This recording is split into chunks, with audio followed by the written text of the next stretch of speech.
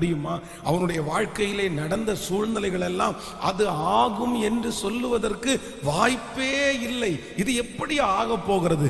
எப்படி என்னுடைய சகோதரர்களை பார்க்கலும் கர்த்தர் என்னை தைரியப்படுத்த போகிறார், நிற்க பண்ண போகிறார் அப்படிலாம் அவனுடைய மனசுல இருந்துச்சு. ஆனால் நான் நம்புகிறேன், ஏற்ற காலம் ஒன்று வரும்போது அது கர்த்தருடைய கரத்தினாலே ஆயிற்று. நான் நம்புகிறேன், ஒருவேளை நீங்களும் அப்படிப்பட்ட சூழ்நிலையிலே இருக்கலாம். நீங்கள் நினைக்கலாம், இது நடப்பதற்கு சாத்தியக்கூறுகள் ஒன்றுமே இல்லாமல் இருக்கலாம். அந்தந்த நேரம் வரும்போது உன் பிள்ளையினுடைய எதிர்காலத்தை நடத்துவதற்கு என் கர்த்தரால் ஆகும். ஏற்ற நேரத்திலே அந்த காரியம் நேர்த்தியாய் நடக்கும்.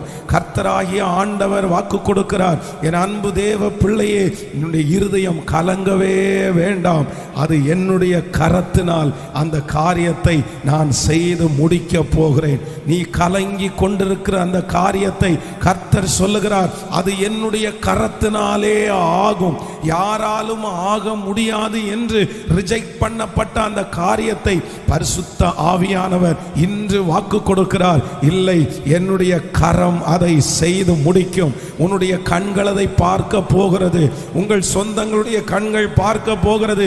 கர்த்தருடைய கரத்தினால் அது ஆகும் என்று நம்புகிறவர்கள் ஆமென் சொல்லுங்கள். கரங்களை தட்டி கர்த்தருடைய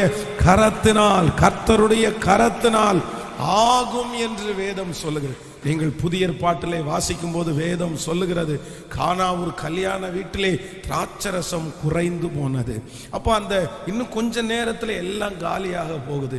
என்ன பண்ணுவேனே தெரியல. திராட்சரசத்துக்கு என்று சில வரைமுறைகள் இருக்கிறது, அதற்கென்று சில நாட்கள் ஆகும். திராட்சரசத்தை உடனே செய்ய முடியாது. சில காரியத்தை உடனே பண்ணிடலாம், ஆனால் சில காரியத்தை அவ்வளவு அதற்கான ப்ரிப்பரேஷன், அதற்காக நேரங்கள் எடுத்து தான் அதை பண்ண முடியும். அது காலி ஆயிடுச்சு, அது தீந்துருச்சுன்னா உடனே செய்வது சாத்தியம் முடியாது, செய்ய முடியாது. ஆனா எல்லாரும் என்ன பண்ண போறாங்க, வர்றவங்களுக்கெல்லாம் கொடுக்காம தான் விடணும் அப்படின்னு நினைச்சிட்டு இருக்கும் போது ஆண்டவர் சொல்லுகிறார், அந்த தண்ணியை கர்த்தர் திராட்சரசமாய் மாற்றினார். நான் நம்புறேன், உங்க கைகளிலே இருக்கிற சாதாரணமான தண்ணியை போன்ற காரியத்தை கர்த்தருடைய கரம் அதன் மேல இருக்கும்.